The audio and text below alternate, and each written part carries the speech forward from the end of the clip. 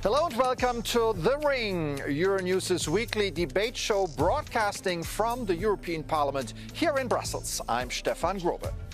On The Ring, members of the European Parliament go face to face on some of the biggest issues facing Europe.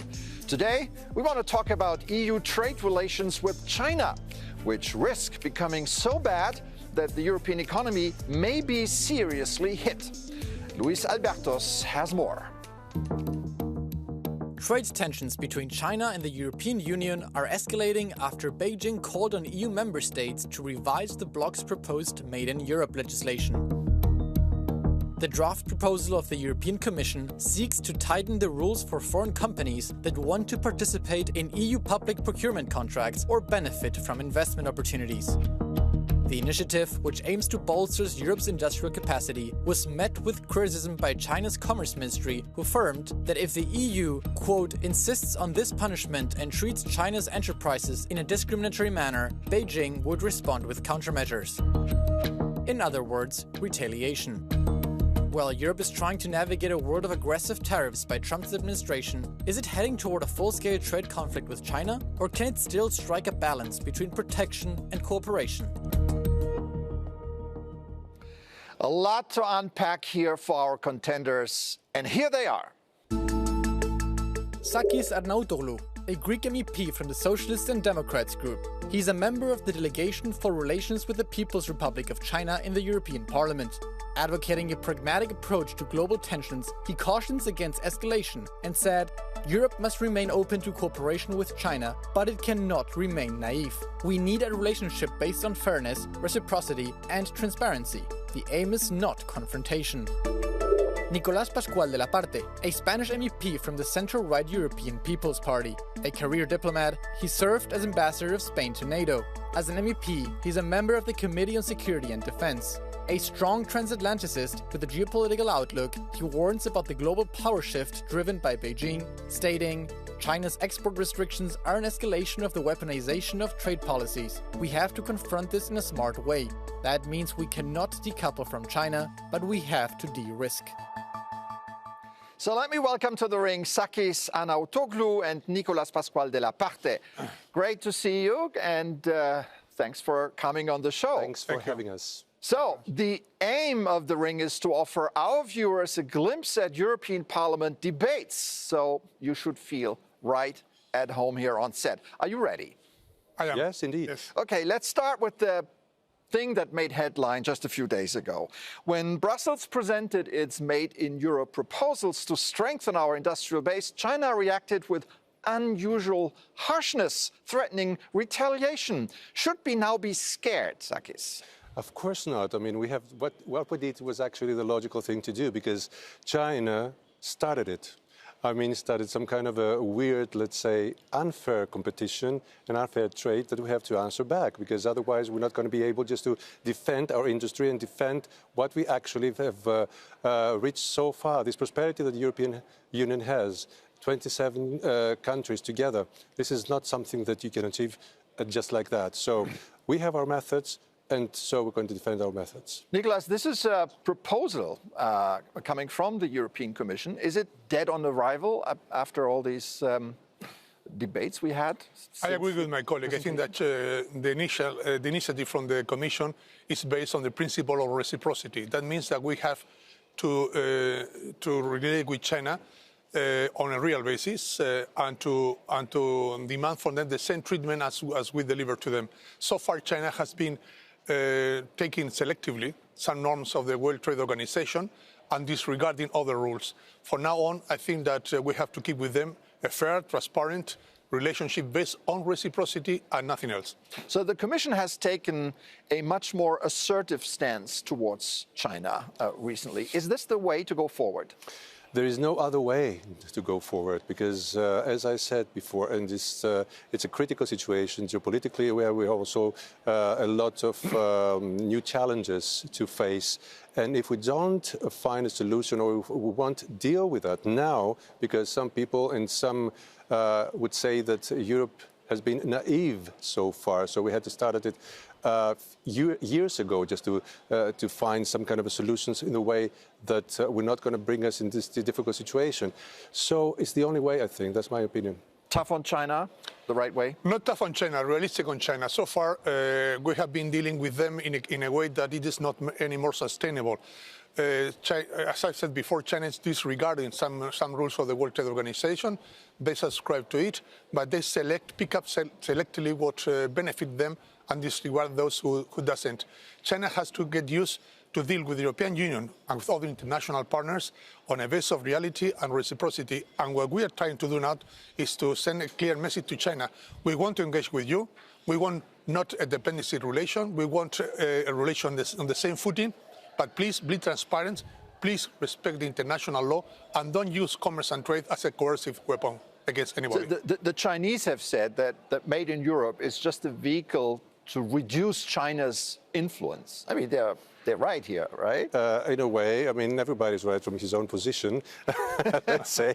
But the way they just manage to do things a little bit secretive and it's a little bit, the way they just proceed the whole time is just a way that we cannot let it happen. As I said, we're not against China. We have to be clear. We want China as a partner. I'm not saying that we don't need China, and China needs us. So we're a huge market, so China needs to also to consider that if it loses us, then it's going to have problems also. Do we want another China? We don't want another. I mean, it's very difficult to say. China is exactly what it is. We have to adapt, and they have to adapt. Both sides, because reciprocity is the main thing. Well, adapting is a nice word, Nicolás, because it's ironic. The Chinese are accusing us of doing practices that China does at home or is promoting at home. For example, restricting access to key industries, limiting public procurement, pursuing aggressive industrial policies that support and finance strategic sectors. So why should we not hit back? The reality is that the access to the public procurement in China is nearly zero for European enterprises because there are a lot of obstacles, a lot of restrictions, legal and non-legal. In addition to this, they use a kind of a state-run economy in which they have state-run banks which give financing to the enterprises at zero cost, zero financial cost, so that they can dump us out of the market. And once they have the monopoly of this product, they increase the prices. They have done many times. Aluminium, steel, batteries, electric cars, they follow all of the same pattern. They can have a financing at privileged rates, obviously, because all the banks in China are state-run. It is the Communist Party who decide where the money goes to. And once they dump us out, because they can compete with lower prices, they increase the prices when they have the monopoly of the market. It cannot continue like that. So is that what we call de-risking? The risk, of course. I mean, we cannot depend on. We want to have a trade engagement with China, obviously in transparent manner, but not to depend on them in strategic inputs. And so far, we still depend on in many sectors on them, mainly on rare earths, critical minerals, and so on and so forth. We should reduce this dependency in order to have a fair relationship. Doesn't de-risking mean also protectionism? I mean, we're dealing with a country here. I mean, we have to deal with a country where we need to play nice, but the country is not sharing our set of values. Isn't that the core problem? It's okay. That's a new era that everybody wants to rule the world in a way. I mean, as far as the trade is concerned. But it doesn't mean that Europe has to let it happen the way that some countries want it. To protect your values, to protect your principles is not bad, because if you just let China do what it wants, then there's a huge possibility in the coming years that the cheap products are going to be affordable for the citizens of Europe, because we're not going to be jobs, there are not going to be industries in order to produce things. So we have to face it, and we have to see, are we going to let it happen the way the Chinese want it, or are we going to enforce our industry so that the citizens, the European citizens, are going to be able, in the long run basis, be able to produce and buy products from wherever they want. So if we, as Europeans, as as a union act as a sovereign bloc, the way China acts as a sovereign country, doesn't that make a trade war inevitable? Not at all. I think that once we are able to act united against vis-à-vis China, we will have a better standard to deal with them. I mean, China is always trying to divide us. China prefers to deal with us on a bilateral basis. And it's exactly, fair. Yeah. They try to get benefit dealing bilaterally with all of us. We have to offer a common, consensual strategy vis-à-vis China, which is not either offensive nor defensive. It is fair. We ask for fairness, and we have to be clear. I mean, China 30, 40 years ago had no technology at all. I mean, we Europeans and the Americans, we have been exporting and transferring to them a lot of technology because it was a request from them. You could not invest in China, you could not sell in China unless you transfer technology.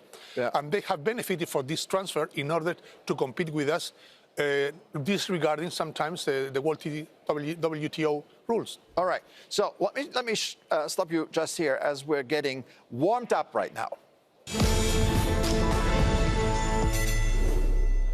Now it's time for our viewers to get a real flavor of the European Parliament chamber, where members ask each other questions. And sometimes it can get heated. That means it's time for you guys to challenge each other directly, just as you do in the hemicycle behind us. So let's get started. Sakis, fire off. So I just wanted to ask Michael, because EPP, says sometimes, all the time, we have to enforce industry, which I agree, but I have the feeling that the citizens, the everyday citizens for EPP is not, included the way that should. So if the market works so well, why the citizens, the European citizens, are complaining still? No, because the market is working well when the participants in the market wants to play fair. The Chinese have not played fair so far. Sometimes they do, sometimes they don't.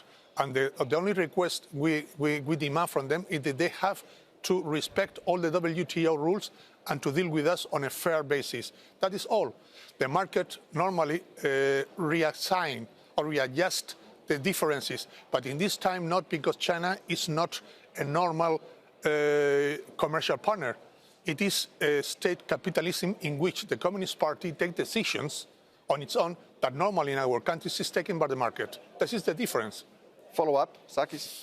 And then what about the wages are stagnated, and so there is no prospect that the wages are going to be risen the way that you sometimes you say in the European Parliament that you are going to be able to raise wages in a way according to your plan, but I don't think that it's possible the way that geopolitically is what's going on at the moment. Well, I think that wages are dependent on the international markets. Capitals, jobs, and wages travel across the world. Then it's very difficult to fix a wage in Europe which is not competitive vis-à-vis China, vis-à-vis the US. Nowadays, we have not to compete among ourselves in Europe, as used to be the case.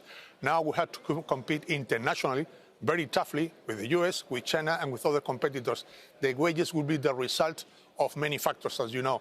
It's not a question for us Europeans to decide which is the perfect level of wage. The wage is the result of income, of technology, of the workforce training, of input, of the prices of the raw materials, of many things. But it's clear that in an international trade scenario, the competition will be much tougher than before, and the wages will reflect this reality.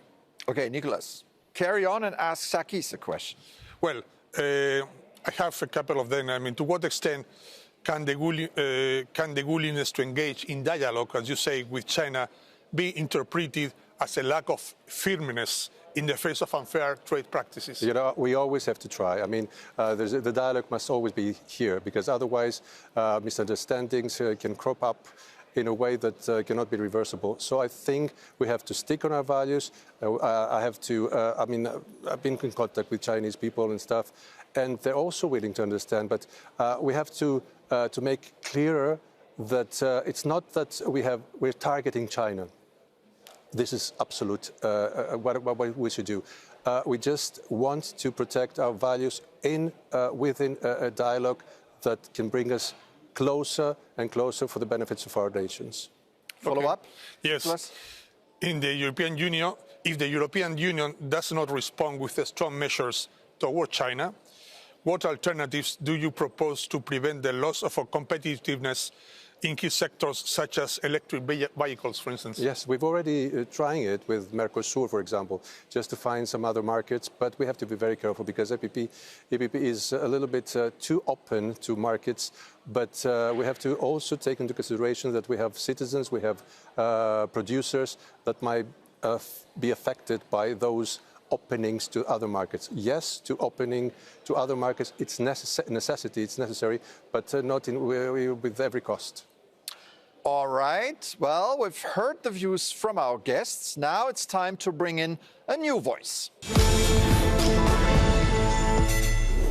For our quote of the week, I would like to bring in Maroš Šefčovič, the EU Commissioner for Trade and Economic Security. A few days ago, he told Euronews how he believes we should deal with China. Take a listen. We are not interested in any trade wars, and I made it clear from the day one, and I engaged from the day one with our Chinese counterparts. I was in Beijing, we had a meeting with Vice Prime Minister Helifeng, and I'm in regular contact with my counterpart. We cannot have a trade deficit 1 billion euros a day. We cannot have deficit 360 billion a year. It's simply unsustainable. I think what we need is indeed strategic patience, lots of courage to deal with the difficult issues, because the war is easy to declare, but it's very difficult to stop. And therefore, I think what we need is to have regular structured talk also with China. I would say crystal clear about that we would fight a tooth and nail for every European job, for every European company, for every European sector, if we see that they are treated unfairly. That's our job. So we need strategic patience and a lot of courage. Do you agree with him? Yes, I do. The point with China is that they have an overproduction, a yearly overproduction, as the Commissioner has pointed out, of around 600,000 million euros a year. Why? Because there is no domestic demand, because they don't have a welfare state. Then the Chinese, they save much more than us because they don't have any future sustained by any kind of subsidies coming from the state. Then they don't spend as much as they could. They save a lot. Yeah. And that's why the national demand doesn't absorb the overcapacity of the China economy. And this overcapacity is sent abroad, and this imbalance we have to correct. Sakis, where do you come down on this, hearing the Commissioner? I think our viewers have to understand that patience, of course, it's necessary. But on the other hand, we also, as we said, strategically, we have to go on. Europe has very many benefits, but for me, it's the only mistake that Europe still is doing is just to take decisions very slowly. And we need to just accelerate all this stuff because otherwise, I mean, United States and China that matter. I mean, the decision-making is so fast that we cannot follow up. So I think we need to accelerate everything in order just to cope up with all the situation globally.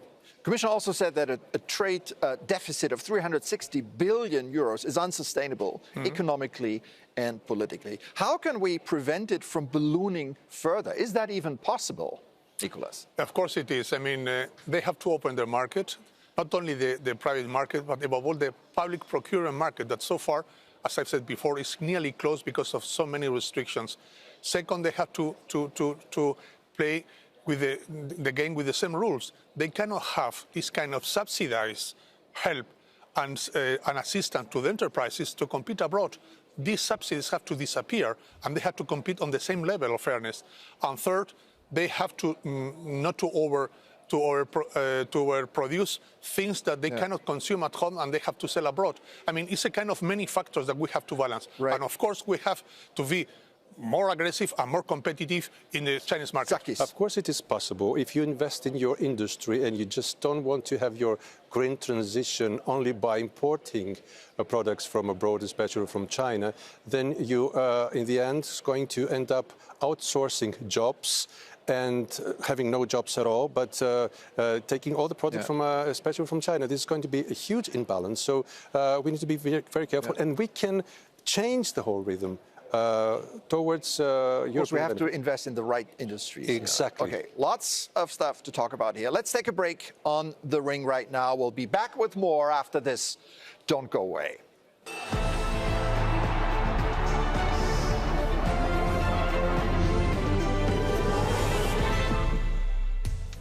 Welcome back to The Ring, Euronews' weekly debate show from the European Parliament. I'm Stefan Grobe and I'm joined by Sakis Arnaoutoglou, a socialist from Greece, and Nicolás de la Parte from the European People's Party from Spain. At this point, let's remind ourselves how big an economic power China is and how important our trade with that country is. So, China recorded a 1.2 trillion global trade surplus in 2025. The EU's trade deficit with China reached roughly 360 billion last year.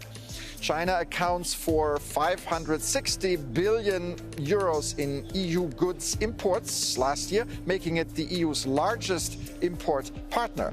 And EU imports from China increased by 6.5% year on year in 2025. So calls for rebalancing have for the most part gone unheard, right? Is that a dead concept, Sakis? You know, I mean, seeing all this, it's terrifying when you hear all these numbers because actually, when I read it and when the viewers see it, I mean, sometimes it's a huge imbalance and how we're supposed to cope up with it. But it is possible and it is some kind of a way of bringing it back, taking the measure that we said. Otherwise, it's going to be huger, the differences in the next couple of years. Nicolás, to what extent is EU policy towards China being shaped by pressure from the United States? Because this is a player we cannot forget here. I think that we have to have our own autonomous foreign policy and trade policy. I would like to have a kind of common approach with the United States to go hand in hand vis-à-vis China, but we have to defend our own interests and our own identity features. Hopefully with the United States, but we have, as I said, to keep our own approach. That means a couple of things.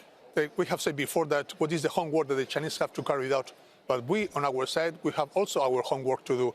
We have to be more competitive in many disruptive technologies in which there is a catching up need for the European Union, whether artificial intelligence, quantum computing, robotics, the data on the cloud, biotechnology. It's not only to request the Chinese to trade fairly. So it is also for us to be more competitive. We need to do our homework. Yeah. Is that also signing the US trade deal with? You need to be very careful when voices like today's voice from the other part of the Atlantic, I mean, send different messages. Okay, you know, Mr. Trump did one very good thing. It brought together the European countries more quickly than it happened before. So I think it's a very nice lesson and it's a huge opportunity just to take advantage of all this. Do you agree that Trump, I might say Putin as well, are kind of helping us to get unified on trade policy? Yes, somehow both of them are external federators. And we perhaps should set up a monument to both of them because they are reinforcing the unity and the coherence of the European Union. When we talk about Trump, be careful what you wish for. Okay. Yeah. No, that's the point. I think that, I mean, the European Union normally reacts before crisis in a way that it doesn't normally do. The point now is that, as my colleague has said, time is of the essence. We don't have too much time to react because things are happening at a pace, at a breakneck pace, and we have to react quickly. We have to set up a clear strategy toward China, which is not aggressive, which is not defensive, it is fair, and we have to demand from them something that we have to do here at home as well. Time is of the essence. Yes. And now it's time to move on to our fifth and final round. And now I want to do something different. I'm going to ask you a set of questions, and you can only answer with a yes or no. All right? Sakis, I start with you. Is access to the Chinese market still essential for Europe's economic growth? Yes. Yes, indeed. Okay. Were the EU's tariffs on Chinese electric vehicles worth the risk of retaliation? Yes. Yes, indeed. But I think the Chinese need to understand that we're not focusing on targeting China. We just try to protect our values. Okay, long yes.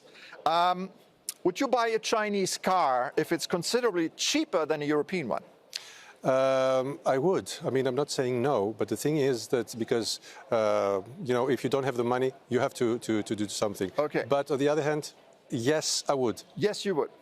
Nicolás? It depends on the quality, not only on the price. The quality for me is very important. Excellent. And I think that European cars are better. All right. Are WTO mechanisms still effective? Yes and no, in a way, but we have to reform some because there's some of them are old and things are changing very rapidly. Right now, mechanisms are effective, yes or no? Not entirely. Okay. Is the EU's new industrial policy compatible with open trade principles? Of course, that is one of our main objectives. Yes. Good. Indeed. Are bi-European measures a necessary correction? Yes, in a way. A definite maybe, but yes. Okay. Now, squeezed between Trump's America and China, should Europe become more protectionist? Not at all. No, we don't need to be protectionists, more protectionist to bring protectionism. Stay open, but very careful. Okay. Can Europe realistically compete with China's state-backed industrial scale without similar subsidies? No. We cannot compete, but we have to force them to abide by the international rules, not for us to disregard the international rules. Okay. Finally, was there anything over the last half hour that you agree with your opponent? Well, actually, we have agreed on many things most of the time because we have a very sensitive approach. We expect from China fairness, reciprocity, and good manners in international trade. And we are ready to offer them the same. That's why we share very much our approach. I don't think that there is space for disagreement nowadays when we have something in common, just to protect and save our industry and our European citizens. So for me, I've agreed also in many things with my colleague. Okay, so we have a common ground here between the People's Party and the Socialists. Fantastic. What is good for Europe? That's good for Europe, yeah. Right. And that final answer brings us to the end of this edition of The Ring. Thanks again to Sakis Arnaoutoglou and Nicolás de la Parte for a lively conversation here from the European Parliament. Thanks to our audience at home. If you like, you can continue the conversation by sending us your comments to thering@euronews.com. That's it for today. I'm Stefan Grobe. Take care and see you soon on Euronews.